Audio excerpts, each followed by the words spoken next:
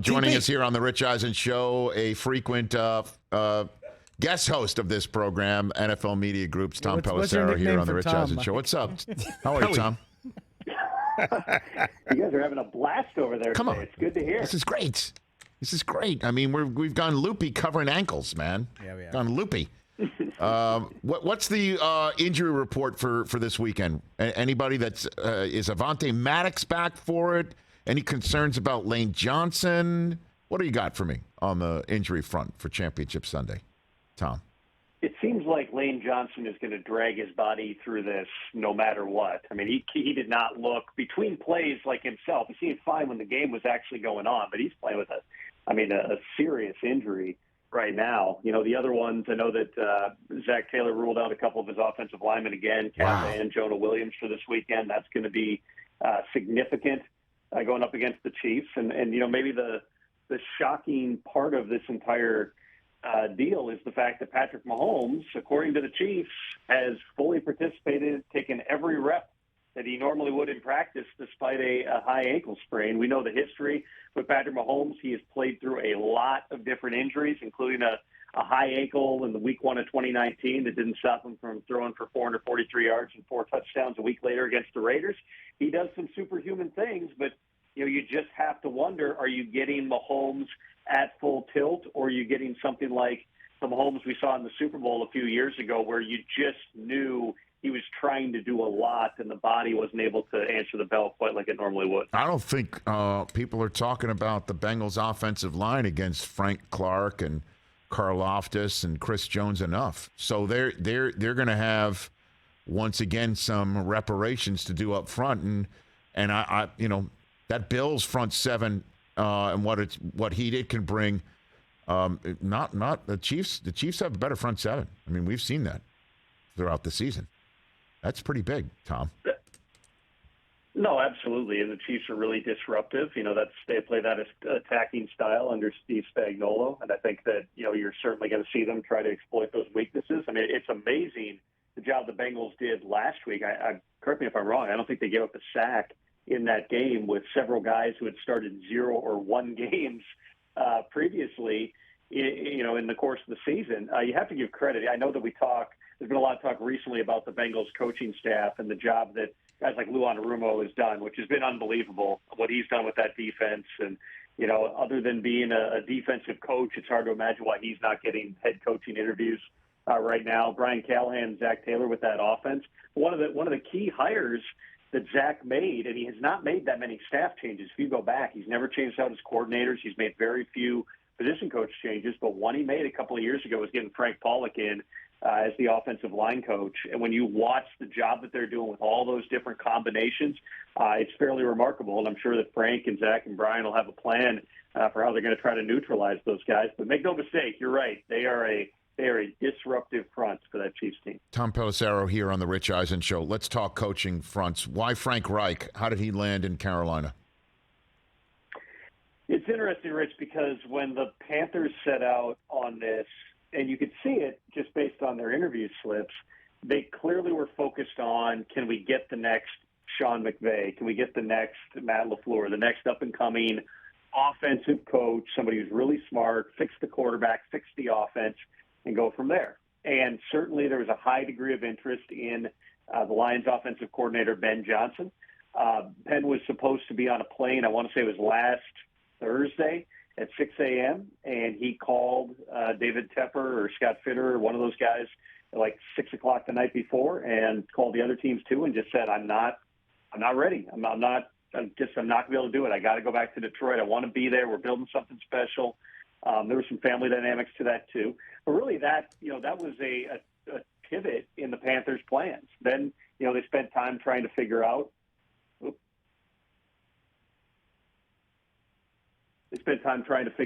you know, exactly, you know, what they were going to do from that point. They continued doing interviews. They eventually got Kellen Moore in for an interview. And that was the only thing really that, you know, gave them pause at the last second. They really liked Frank Reich. They liked everything he brought to the table. He's based out there. He played quarterback there. He loves that franchise. And, you know, it kind of was one of those situations where it was the right place at the right time. for Frank Reich, who also had strong interest from the Cardinals. And even though Frank doesn't qualify in the young category at this point, he is pretty sharp with offense. He'll have a plan on that side of the ball, and that's something they've been wanting, is now they try to once and for all find that franchise quarterback. What about the spot that he left or was told to leave? Is Jeff Saturday the front runner in Indianapolis? As you know, I've seen reports around. I don't know if any of them are from you, Tom, but what are you hearing about what's happening in Indianapolis there?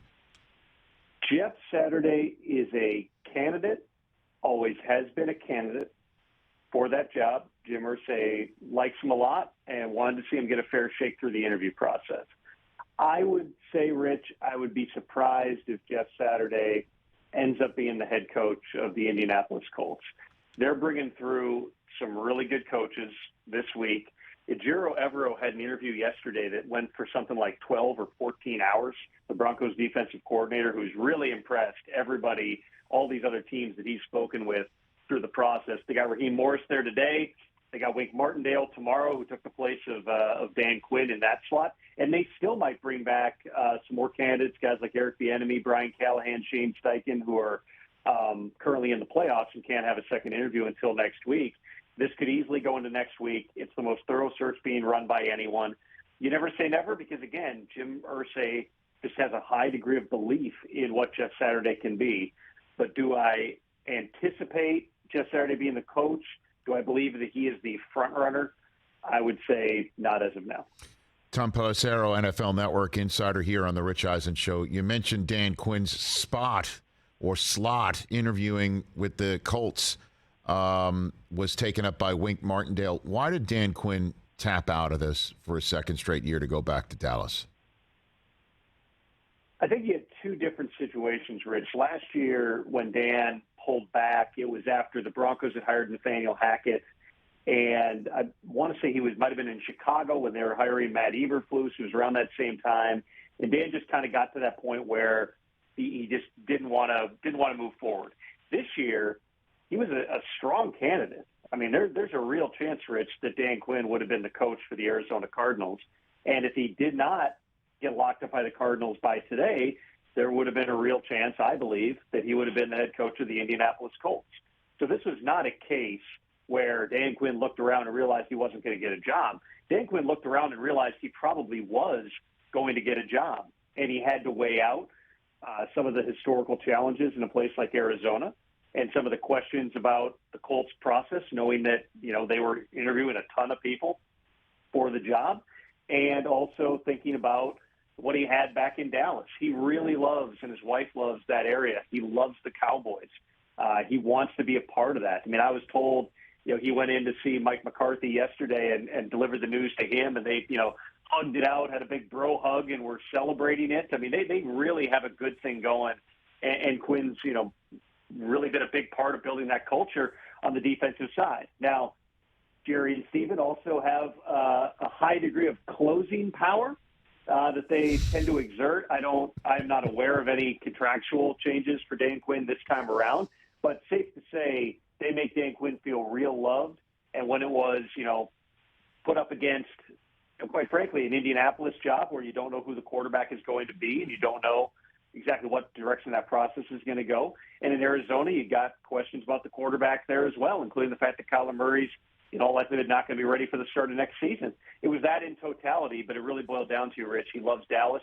He wants to help finally bring a Super Bowl there, and he'll get another crack at it in 2023. What about the elephant in the room that Mike McCarthy was kind enough to come on this show and say that that was openly talked about with Dan Quinn, and he also with Jerry Jones, and that Quinn and him are totally cool. I totally understand and get and believe, not to say what you say is not believable, that they do hug it out there, that Quinn and McCarthy are fine with each other. McCarthy couldn't be happier that the defensive side of the ball is handled by Dan Quinn. I would be doing cartwheels on that. But the elephant in the room is he's a coach in waiting. I mean, even Jerry said in a DallasCowboys.com article about around 1 year ago at this time, I think it was a Senior Bowl article, where he was quoted as saying coordinators like to stick around because they know that's the path to the ultimate job here. So what about that, Tom? I thought it was interesting that Mike McCarthy in his press conference yesterday provided just a little bit of a window into the relationship with Jerry Jones, where he mentioned Jerry said that he wants me around as long as Tom Landry. McCarthy made a face because 3 years down, 26 to go, Mike will be in like his mid-80s by that point. So obviously it's not, that's hyperbole. However, there's not, as much as, we talk about it so much in the media, as much as it's talked about so much with the fans, I do not get the sense that it's ever really a topic in the building, and that Jerry is sitting there with his hand over the button saying, if we lose this game, Mike's going to be out. Absolutely. Jerry envisions a future where whenever Mike walks away, listen, Mike's 59, he's not going to do this forever. If you came to that time that Mike walks away or they decide to make a change, then Dan would be the guy that they would want as the coach. But Dan's not sticking around solely for what might happen in a year or 2 years or 3 years. I mean, think about it. He interviewed for jobs this year. If he thought, hey, Jerry's guaranteed me on this date I'm going to be the head coach, he'd leave. He'd just take a job. But, yes, somewhere down the line, he probably ends up being the head coach if he doesn't get the perfect opportunity elsewhere. Is that going to be this week? Is that going to be in 9 months? It's tough to say, but there's not that discussion within the building, within the leadership about Mike McCarthy's job the way it is every place else. I've got Tom Pelissero here on the Rich Eisen Show. So much to get to with you right here. Let's jump in with Denver and Sean Payton. If you can mix the Denver situation in with Sean Payton's and what happens there, and with Coach Payton. What do you got for me? So what we know as of Sean Payton as of now, and this is a lot of moving parts here, Rich, because you're talking about the trade and the contract and other candidates. He interviewed with Carolina. I know that there had been some rumors that David Tepper was going to throw everything at him. I never understood that to be the case. They spent time with Sean Payton. He was not the target of their search. The Cardinals spent time with Sean Payton yesterday. They, of course, lost out on Dan Quinn, so you cannot entirely rule him out there. The Texans is a job that some people close to Payton feel like he would like. I don't, again, never say never. I don't get the sense that he is the frontline candidate right now in the Texans search. And then the Broncos have not operated with any type of urgency regarding Sean Payton, in part because they probably don't believe that they're battling it out with anybody right now for his services. And none of that is to cast any aspersions upon Sean, who's a very good coach, who's won a Super Bowl, had a ton of success, great with offense, all those things.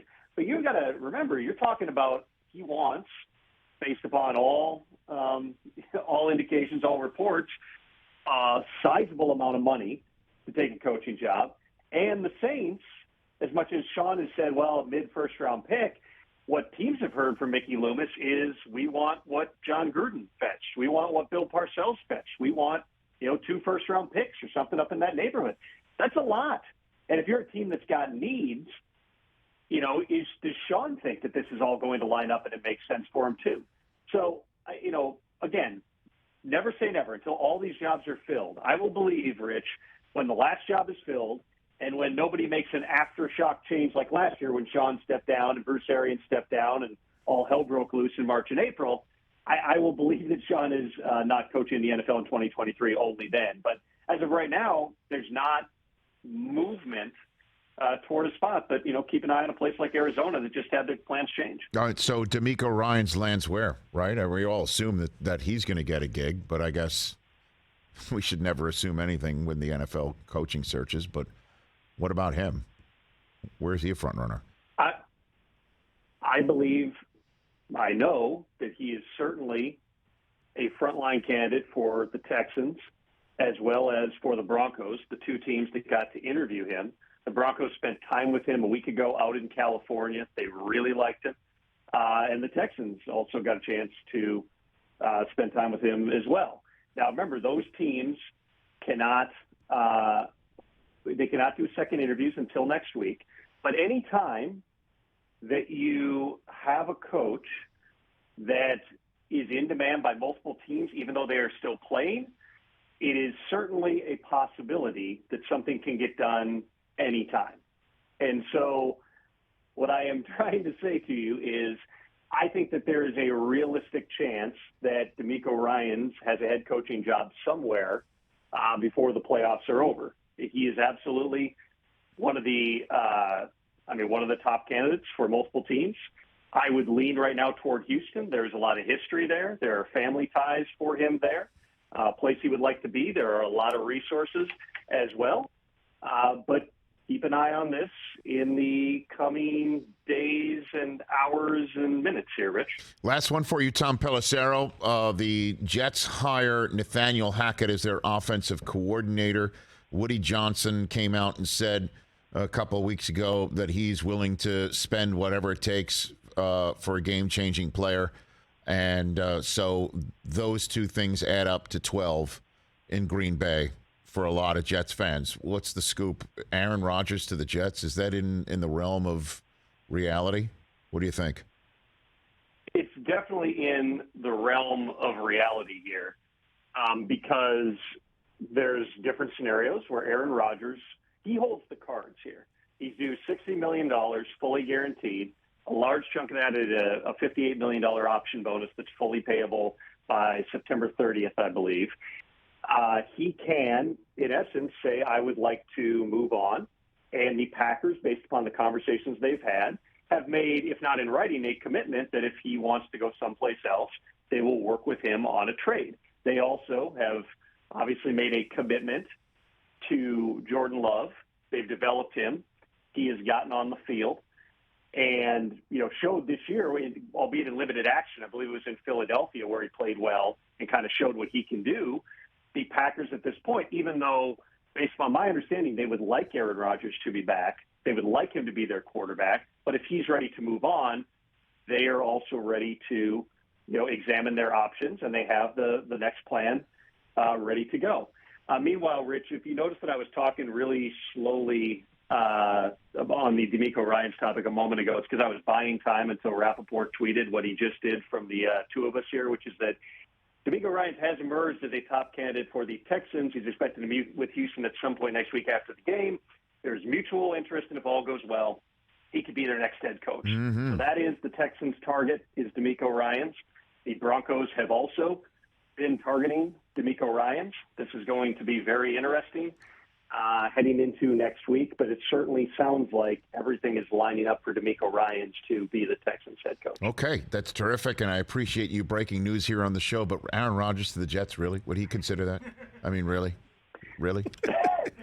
Tom? I thought you'd be entertained that I was reading Ian's text. No, Tom, I'm spellbound. Your talent spellbinds me, as you know. But this is serious business we're talking about here. Really? Really? Aaron Rodgers will be open to, if he decides to play. Right. That's one thing I can tell you, is that Aaron Rodgers has not told the people that he's close with that he can guarantee anyone that he wants to play. Now, he has 60 million reasons for us to believe that he will play, and if he does, the Nathaniel Hackett factor can't be overstated. It's not a guarantee. Of course, Hackett went to the Broncos last year. Everybody connected those dots. They ended up with Russell Wilson, and Nathaniel Hackett's now the Jets offensive coordinator. They got Nathaniel because he has a relationship with Robert Saleh. He had play-calling experience. He knows the system that they want to implement and that they already have pieces of in place. And so, there's a lot of reasons that Hackett's headed to New York. But, this is a guy that Aaron Rodgers was very close with, that when Hackett was up for the Falcons head coaching job a couple of years ago, Rodgers reached out to the Falcons and said, you should hire him as your head coach. So these two have a great deal of affection for one another if it comes to that point. There's several steps here, Rich, but if Aaron Rodgers says, I want to play, and if he decides I want to play someplace else, and if the Packers, as I would expect, work with him on that trade, I would certainly anticipate that the Jets would be one of the teams that would be interested, and that Hackett's presence, among other things, makes it possible that could be a possibility. Oh, my goodness gracious. Thank you, Tom. Greatly appreciate you reporting and reading and tweeting and texting and conversing. Well done. Thanks. Greatly appreciate it, Tom. Thanks for having me, Rich. Tom Pelissero, right there. Later, Tom. Catch the Rich Eisen Show every single day on the Roku channel, 12 to 3 Eastern, for free.